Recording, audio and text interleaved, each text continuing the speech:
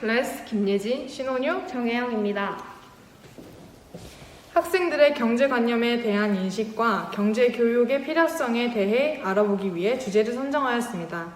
그럼 지금부터는 학생들의 경제관념, 너에겐 돈이 뭐니를 발표하도록 하겠습니다. 통계조사는 본교 응답자 422명을 대상으로 구글 설문지를 활용했습니다. 첫 번째는 학생들이 생각하는 소득계층의 분류입니다.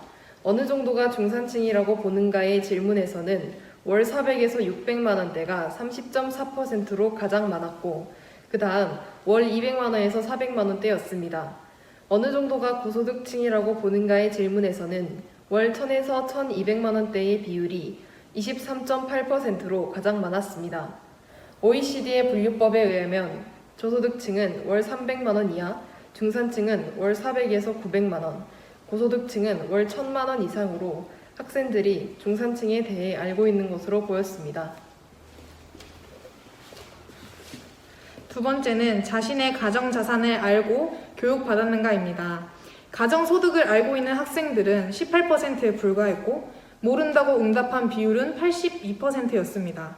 가정소득을 알고 있는 학생들은 대부분 중산층 가정이며 중학생, 초등학교 고학년 때 소득을 알게 되었습니다. 세 번째는 가정자산 인식 여부에 따른 학생들의 경제관념입니다. 먼저 경제 관련 7개의 단어 중 설명할 수 있는 단어의 개수를 질문했습니다.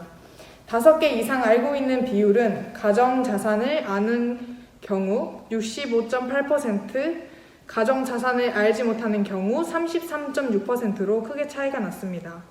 다음은 본인 명의통장의 저축 여부입니다. 가정자산을 아는 학생들은 절반 이상이 저축을 하고 가정자산을 모르는 학생들은 절반 이상이 저축을 하지 않는다고 응답하였습니다. 다음으로 용돈을 계획적으로 분배하여 사용하는지 여부는 두 부류의 학생들 모두 분배하여 쓰지 않는다는 비율이 높았습니다.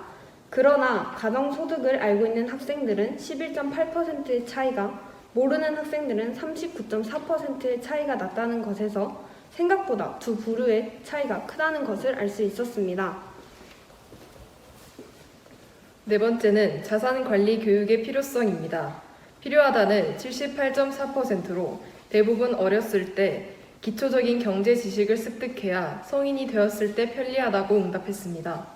필요 없다는 21.6%로 대부분 성인이 되면 자연스럽게 알 것이라고 응답했습니다. 다섯 번째는 경제에 관해 접할 기회에 대한 질문을 했습니다. 절반 이상인 63.9%가 경제교육이나 시스템을 접할 기회가 적다고 답하였습니다.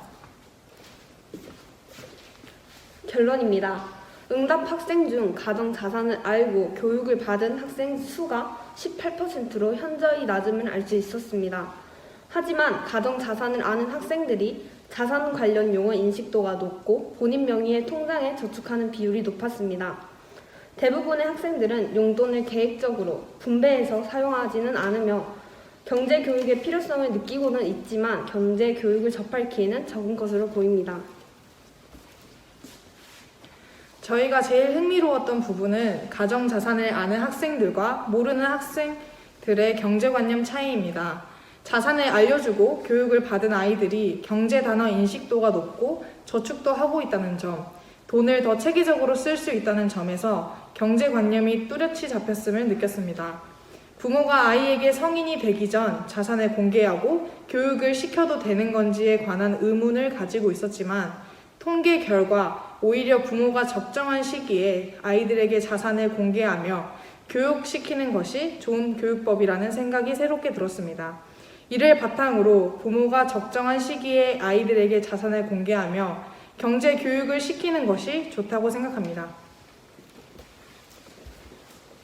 다음으로 대부분의 학생들이 경제교육이 필요하다고 생각하는 반면 주변에서 자연스럽게 경제를 접할 기회가 적다는 결과를 통해 실생활에서 사용할 경제 지식을 학교에서 더 쉽고 자연스럽게 접할 수 있는 교육적 시스템이 체계적으로 활성화되면 좋겠다고 생각합니다.